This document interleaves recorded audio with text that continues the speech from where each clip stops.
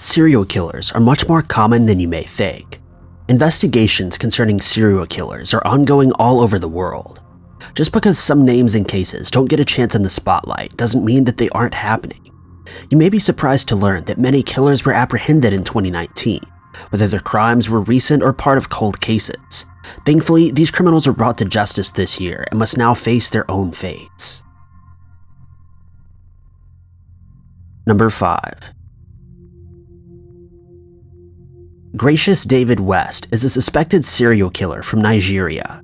He's currently on trial for his crimes, so we can't say with certainty that he's guilty, despite strong evidence against him. Gracious was arrested in September of 2019 after he allegedly spent several months on a killing spree. It's unclear at this time exactly what he was arrested for, but speculation suggests that he was apprehended after his DNA matched a sample from the case of a young woman who'd been slayed in Port Harcourt. According to the current statements, after Gracious was arrested, he not only confessed to the crime, but he confessed to killing at least 15 other individuals as well. Police believe that he took the lives of those 15 women between July and September of 2019. Some evidence, and even a statement from himself, implies that he was working with a massive criminal group that secured jobs and acted as a team. Despite this possibility, when confessing, Gracious insisted that he had to work alone during his crimes.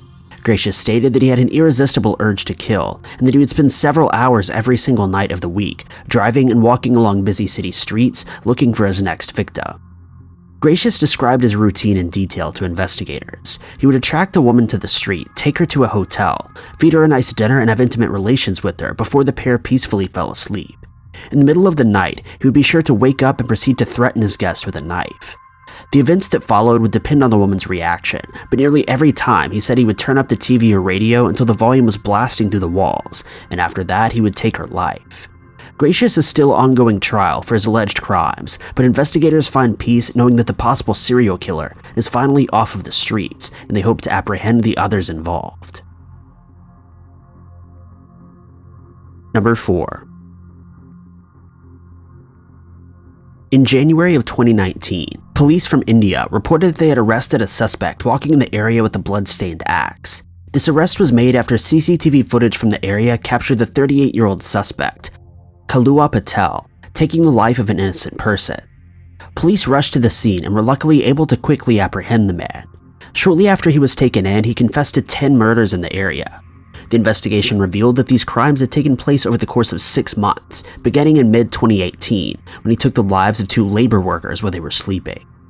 He's failed to provide a motive for his actions. One article previously published claimed that he harmed others as they taunted him about his unattractive appearance.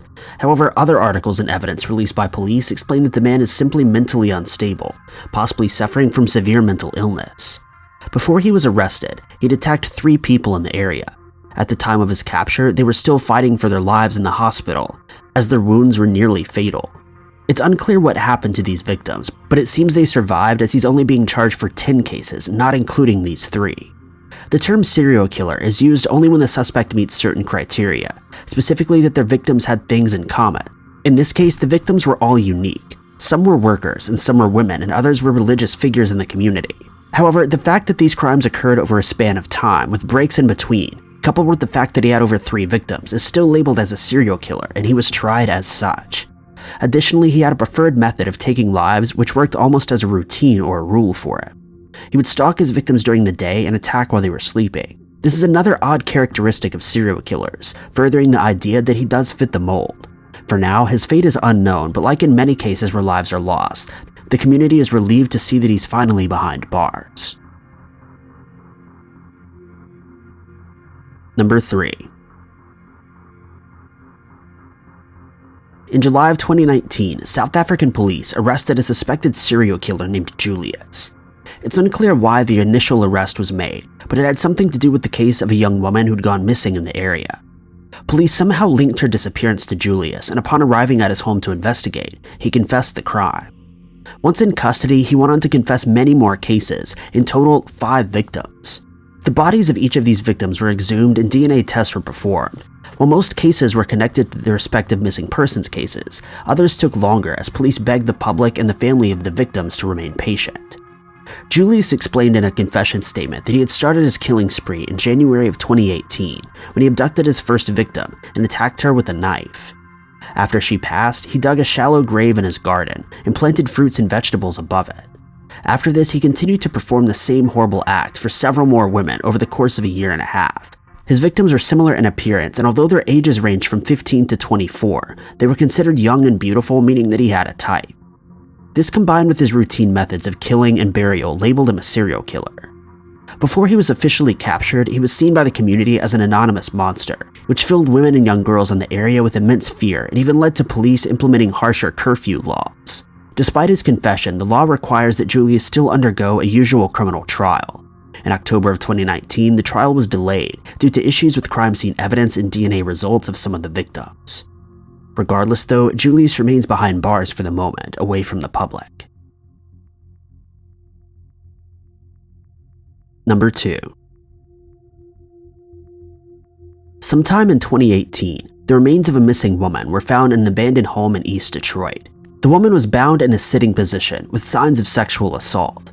Police immediately went to work investigating the case, but nothing significant was found for several months, and efforts were eventually scaled back. In 2019, however, 2 bodies of missing women were found in the same area in the same condition. The women not only looked alike, but were bound in similar positions as well.